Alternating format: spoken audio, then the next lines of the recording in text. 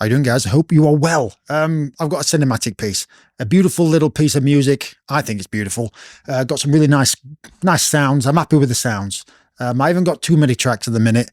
I'm composing it in real time. As you can see, I'm composing this in real time. I'm going to play like a little bit and see what you think. So yeah, I'm just going to play it and see what you think.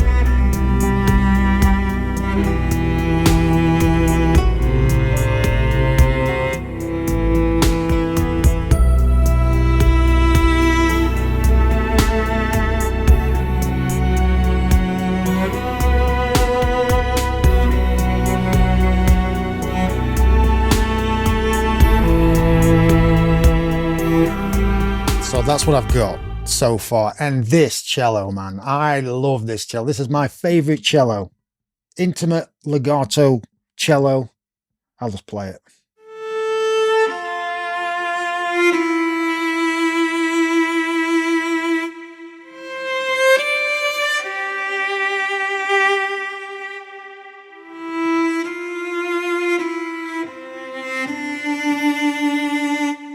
Beautiful.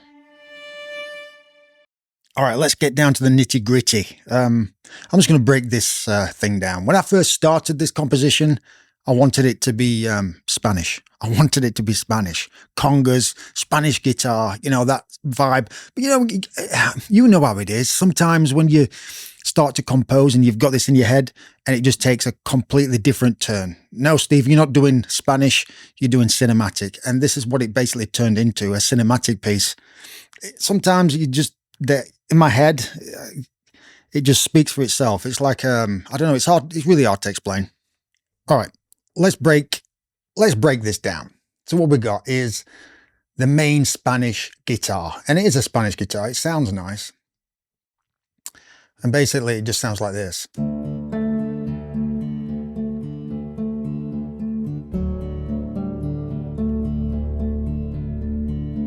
So it's got a beautiful sound, just like, got a nice, and this is from Native Instruments.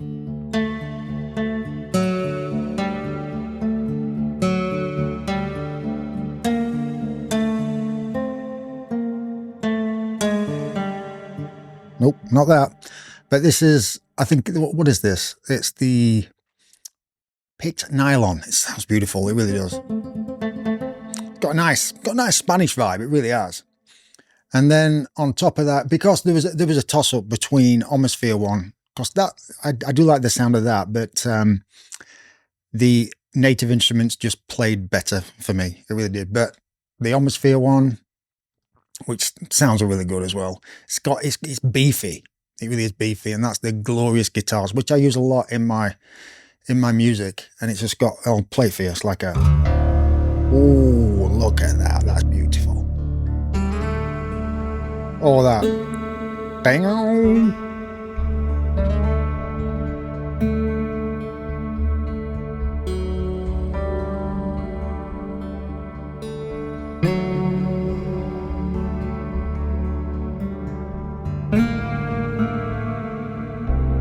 Forgot the thing, but you get the gist. It sounds absolutely amazing.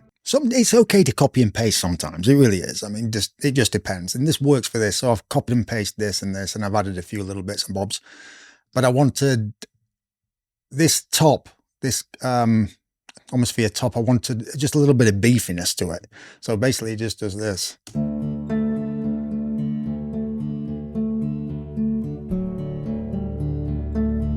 Just slightly, and then it gets bigger and bigger. That beefiness.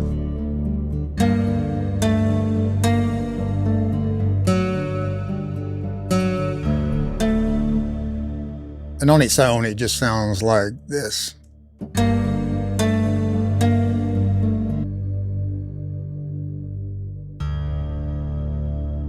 Boom, boom. Oh yeah, that sounds amazing. That does. See what I mean? It's beefy, but I wanted it more beefy. So I added, what did I have in here? I added the Valhalla Shimmer, and I added all bass just to give it some extra beef.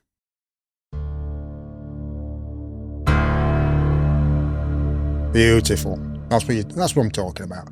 So we got that, and then I added a little bit of extra sheen on top of this Spanish guitar. So it goes, this is what it sounds like on its own.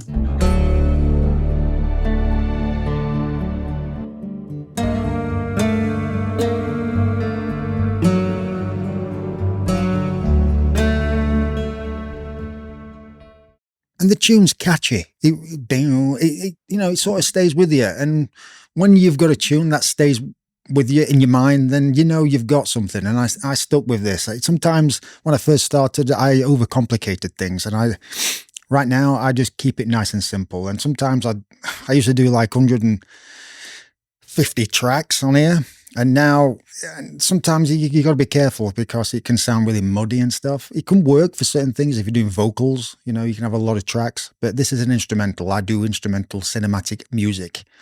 And I've simplified a little bit, less muddy, and more or less I do around about 50 channels, something like that, maybe less. So that's the guitar style. And now the strings, what did I do for the strings? So let's just solo these strings. Crescendo.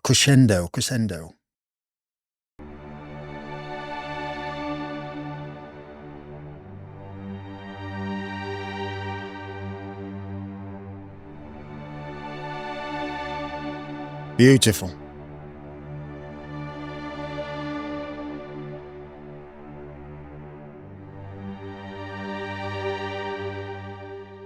And that's just a mixture of, what is it? What we got? We got Hans Zimmer strings, which it can sound a little synthy sometimes, but I do like it. It can sound really nice, especially like a layering thing. It sounds pretty good. And then on here we've got the Berlin strings, violins one, dynamics, and then on the other one, what else we got? We got another Berlin strings, crescendo long, and the always have trouble with his name. Where's it at? Where's he gone? Come on, let's go. Olaf Arnolds. That sounds amazing. I'll play a little bit of that, but let's try a little bit of this.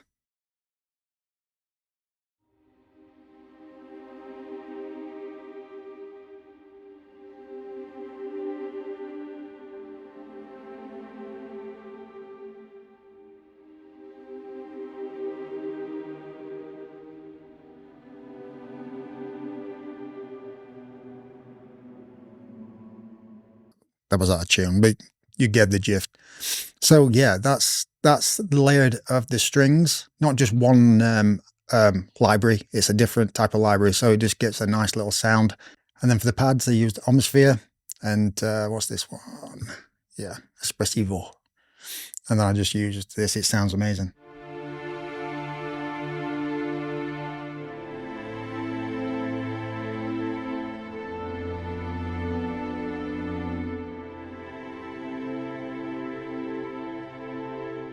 Beefy, it's nice. It's got a nice thing. And then I layered it with another Omsphere pad. So these are the pads. Vox Pad Dark Velo Ooze. No idea, but it sounds really nice. It's got a nice little...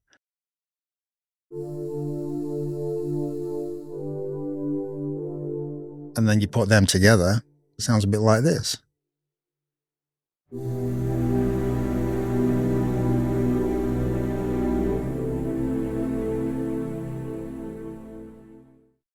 But that just on its own sounds a bit weak.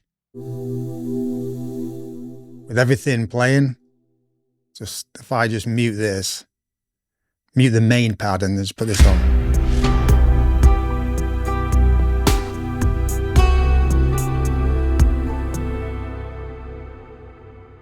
And then I added this in.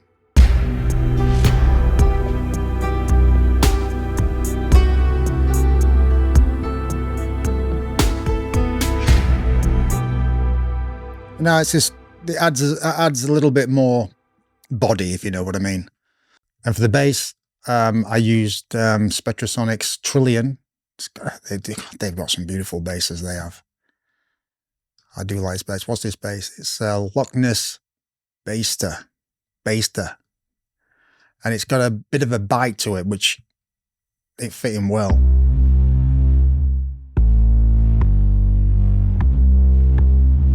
That little transient, that's what I like. And then the bass on its own just sounds like this.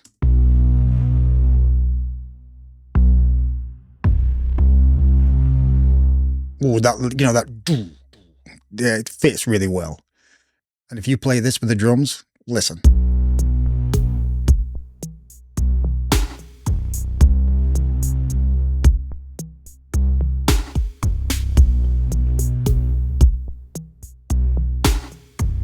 Sounds awesome. Really does. Sounds beefy. It sounds aggressive. It sounds, you know, oh, I'm going to get you. You know what I mean? It sounds really, really good. So for the drums, have we done the strings? Yeah, we've done the strings. And apart from my favorite cello, like I said before,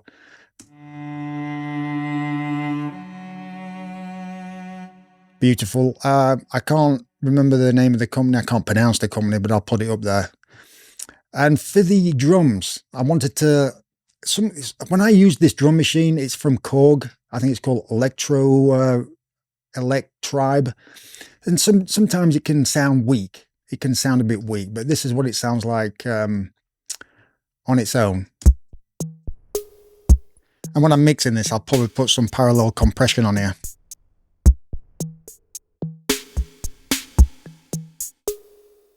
That on its own, it just sounds a little weak. So what I did, I got battery. Look, if you hear the kick, and that's with, did I put R bass on there? Yeah, I put some R bass on there. Take R bass off.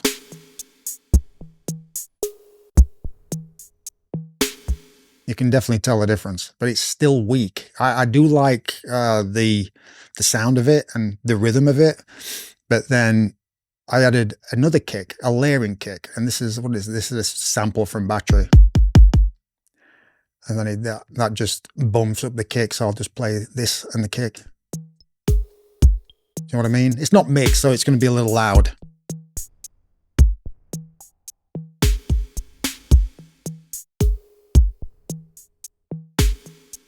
And then the snare, which is, I think that's another sample. That just sounds beautiful. And then you get this.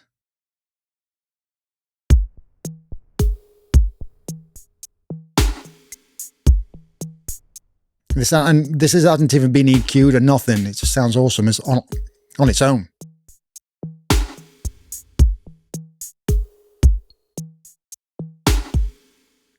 And I like that. And then I wanted, right at the end here, I wanted a shaker, but I wanted some width, a little bit of side. So I had a little bit of this on there, look.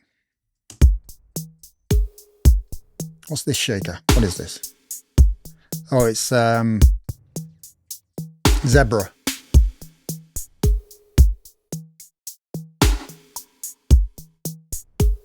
I just love that echo. And so I used, what did I use in here? I used Shaper Box, just add some width.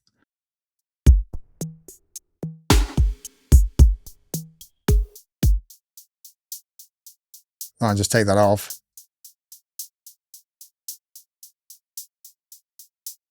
Can you hear that? There's a difference. And this sound here, Rise, it's just Splice. I just downloaded it, but it got a beautiful sound out of that.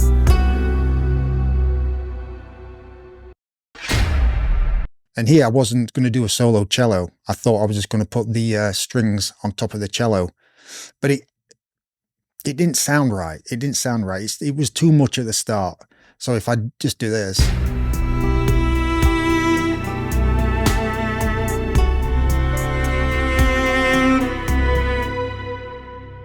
And then take them out and then hear this.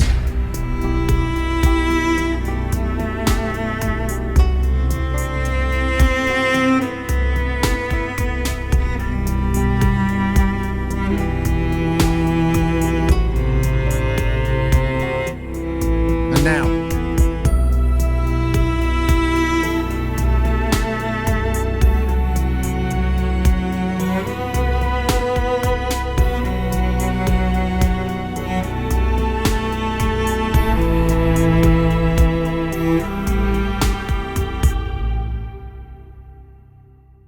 To me, that sounds better. It just adds a little surprise to that. And what I got underneath, I wanted just a little extra, not too much, because it can get muddy. It can get really muddy. So I added, what did I add? I added another Korg, and this is one of my favorites. It's a Korg Waves station.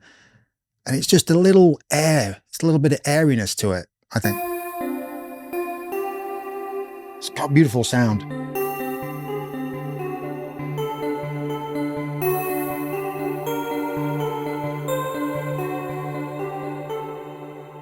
And that just underneath the strings sounds a bit like this. I'll just play the strings on the synth pad.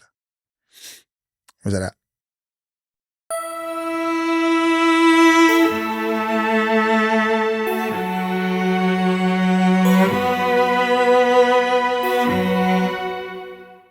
Maybe notice the little bit at a time track delay. So I need to do that before I mix it. So yeah, but it just adds a little bit of airiness to it, and it just fits really, really nicely. And right at the end, you know, when you're composing and you just hear a sound in your head, and that last bit of, it's hard to explain, but look, I'll just play it for you. I'll just play it without the choir, but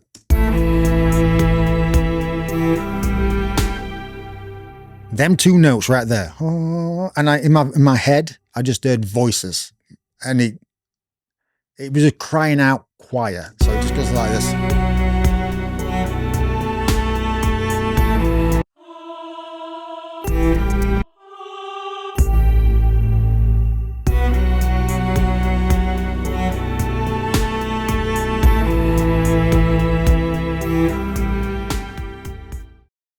It's just gentle. It's just there, and it just fills it. And that's what I wanted. It was in my head. Steve, you need to put a choir in there. And the choir is, where's that choir from? Nucleus choir. The Nucleus choir. It's got a nice, and I use the modern mix on that. It just gives it a nice little edge. And one of my favorite piano VSTs is Pianotech.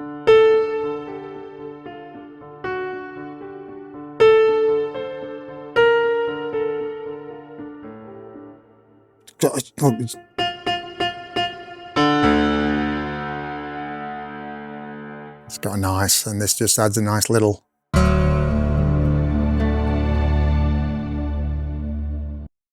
So I'll play the pads and the piano.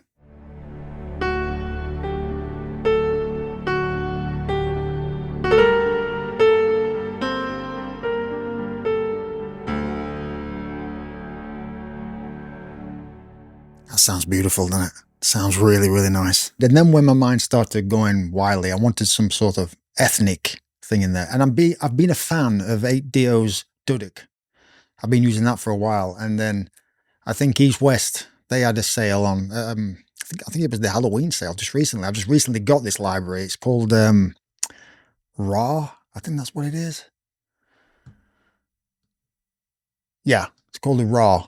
But I've used it a couple of key switches because it's got a certain character, this Duduk, and it just sounds beautiful. It actually just sounds like this.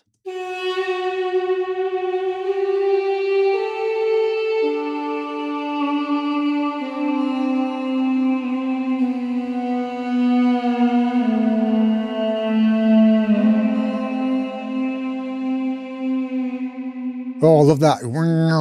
Love that. Yeah, that's the pitch bend right there. So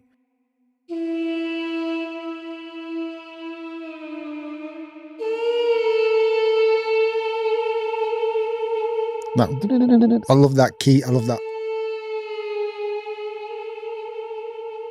So that's it. That's what I've got so far. How much music I've actually got? 2 minutes, 41 seconds. Obviously, it's not finished yet, but I'm very happy with it.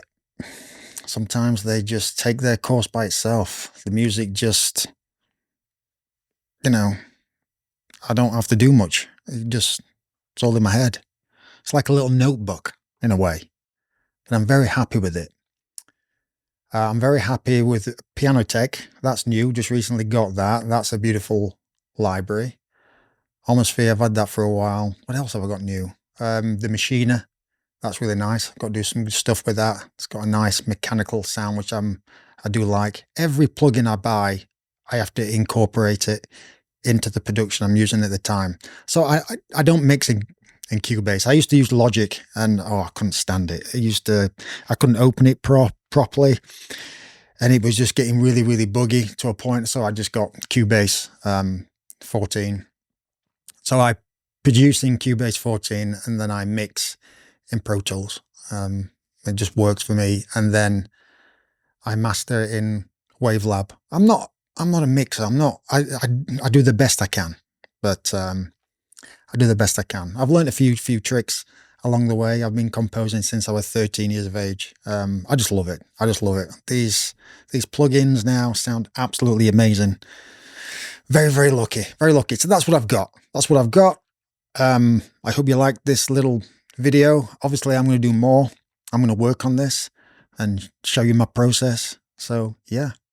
So, yeah, there you go. All right, guys. Happy playing, happy composing, and I'll see you next week. Probably next week. All right, guys. See ya.